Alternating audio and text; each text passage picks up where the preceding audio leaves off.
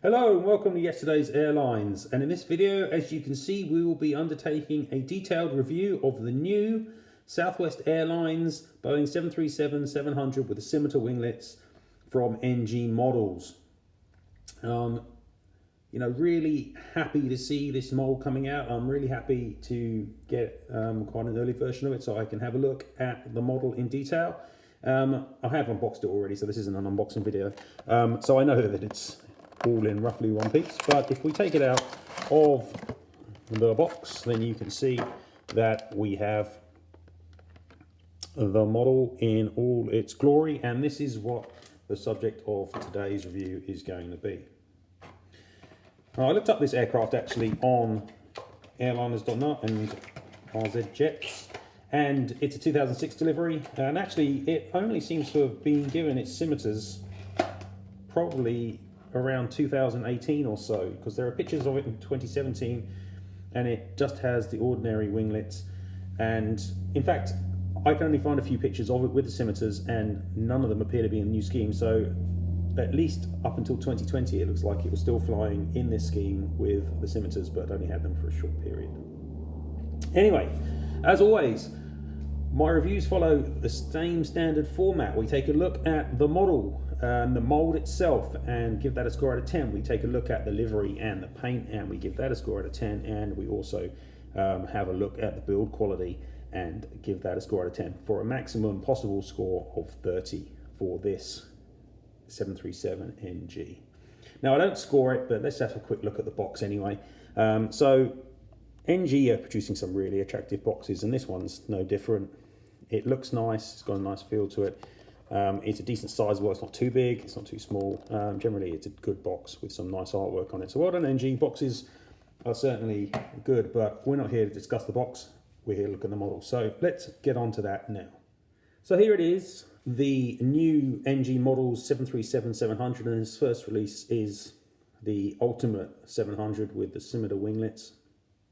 And I've already done a review of the sample models for all this mold, so if you've watched those videos, you'll know that I already think this is probably the best 737-700 that's ever been produced in 400 scale. And the only reason I say probably is because there is a new Panda Models mold as well, and I haven't had the opportunity to see that in detail.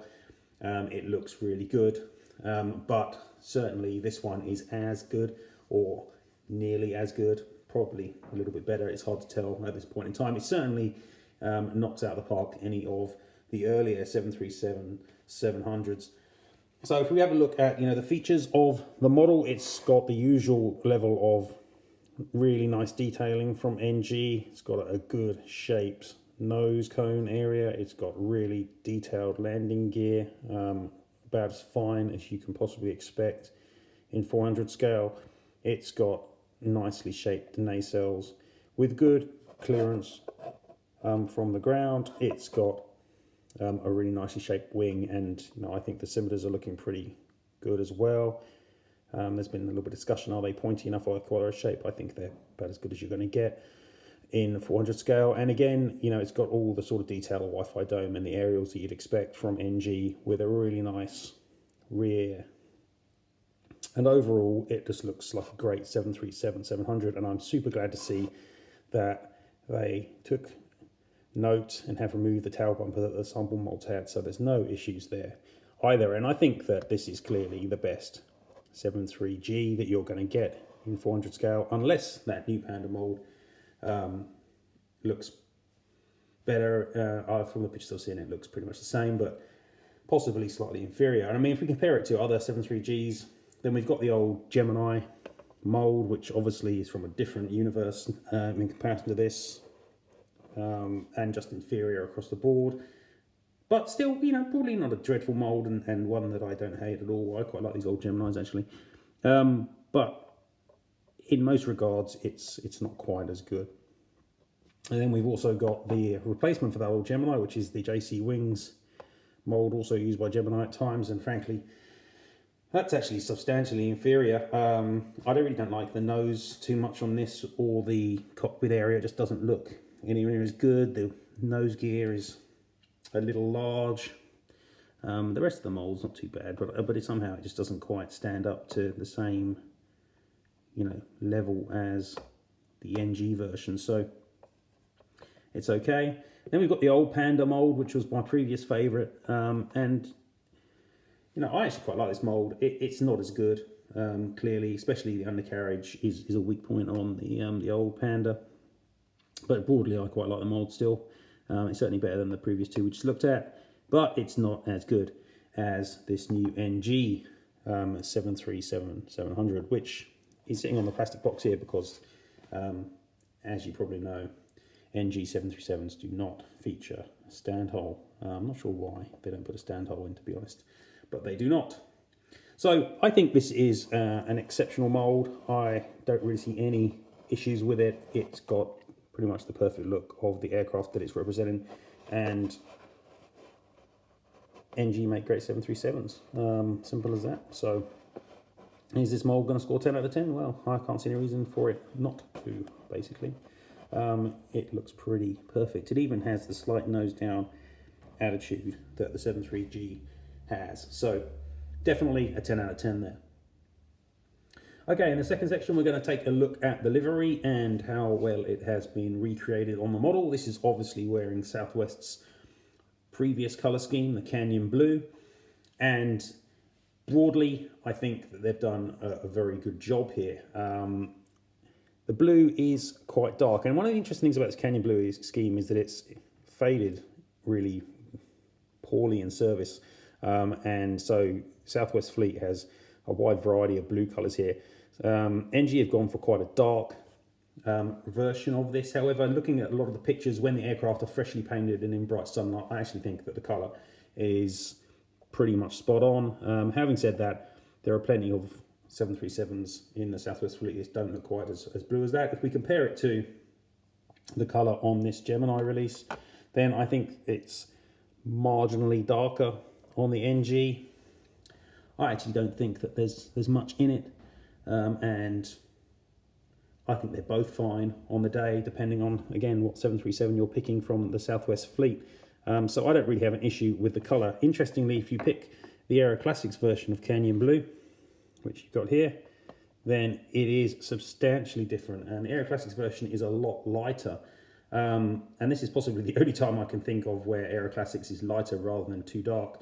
But I actually don't think that it's right. This one would have to be a very, very faded Canyon Blue 737.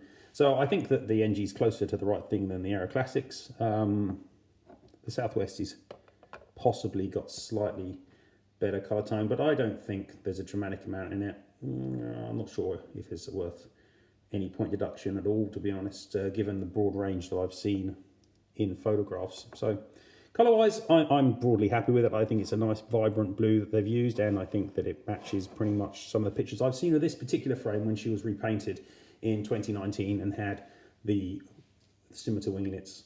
In terms of the livery itself, the other colours are good, and the placement of all the pieces of the livery are good as well. We've got very small southwest.com titles on the scimitars. We've got on the inside and the outside, we've got the retro prefix or the retro suffix on the nose gear doors here. We've got the US flag on the tail finlet here. Though I think maybe the flag could be slightly higher. This is nitpicking in the extreme. Possibly could be. Otherwise, everything's looking great, except for one thing, which is also something I saw that they aired on with their 737-800 in the same scheme, and that is the line on the engines here. Here it's kind of the wrong way up, basically. It looks like it's lower in the middle than it is at the outside. That is not correct. It should be higher, just like the line on the fuselage. It should be higher in the middle than it is at the other side. And actually, if you look at this older Gemini release and look at the engines on this one, Gemini have got this right. That it's higher here in the middle than it is at the outside, and it's clear in photos when you see it that it should be. So that's definitely an error by NG there, that they should have that line, the yellow line there, being higher in the middle than at the outer edges. Having said that, it's hardly the sort of thing which is going to keep you up at night. yeah, I'll definitely knock a point off for that. It's clearly incorrect, but the rest of the scheme I think is good. If you were being harsh, you might give it an 8 because of the blue. I think actually the blue's fine. I'm going to give it a 9 out of 10 for the livery rendition and the colour here. So into the last section, and that is of course build quality, and you haven't seen anything fall off this aircraft yet, and that's because it's well put together. You can see that the undercarriage is fitted nicely. You can see that the aerials, of which there are 4, 3 underneath and 1 on top, and the Wi-Fi dome are fitted nicely. There's nothing wrong with the printing. No smudges, nothing in the wrong place. Printing is something that NG excels at, and this model clearly has lots of nice printing on it, both on the underside and the engines, and also on the top. Inside the engines and the fan blades are looking nice. Good colouring there, not too silvery, and overall the build quality and printing on this model is excellent. So it's impossible to knock anything off anywhere here really. It's got pretty much perfect look and feel. So overall, you know, this section again is going to have to be a 10. You know, as much as I hate to give out 10s, there's nothing wrong with the model. It's looking great. Okay, time for a quick summary and wrap up. Do I think this is a great model? Obviously I do. It scored 29 out of 30. Arguably you could make it 28 if you're really going to moan too much about the colour, which I'm not. It's a great model. It's a great mould. NG 737s are clearly going from strength to strength, and the new 73G mould is very nice.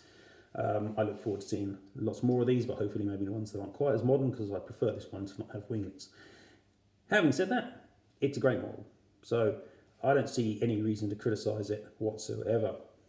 I think that no one is really producing models quite of this quantity and quality. Maybe Panda, maybe Aviation 400, but really this is a really, really good mould and a really classic scheme and a nice model. So I think this will be a really good seller for NG. And Southwest obviously don't care like Alaska and Delta do about licensing, or they have not been made to care by Gemini. So there's clearly not an issue with producing Southwest Airlines schemes, because Panda's been doing quite a few recently, and they're obviously unlicensed as well. So I think we can expect to see quite a few more Southwest releases. It's a shame that we're probably not going to see a Delta 737-700 from NG because of the legal proceedings, and it sounds like things are going a similar way with Alaska. But there's plenty of other 73Gs in the sea, and I expect this mould to be getting plenty of usage, and for us to be building substantial fleets of NG 737-700s. Cool, well, thank you very much for watching the video. As always, if you enjoy the video and would like to see more of this kind of thing, then subscribe to my channel here. Obviously, check me out on Facebook at Yes to Airlines and at Instagram at Yes to Airlines. And keep an eye out on the website, yesterdaysairlines.com, for more of this sort of material. Cheers, guys. See you later.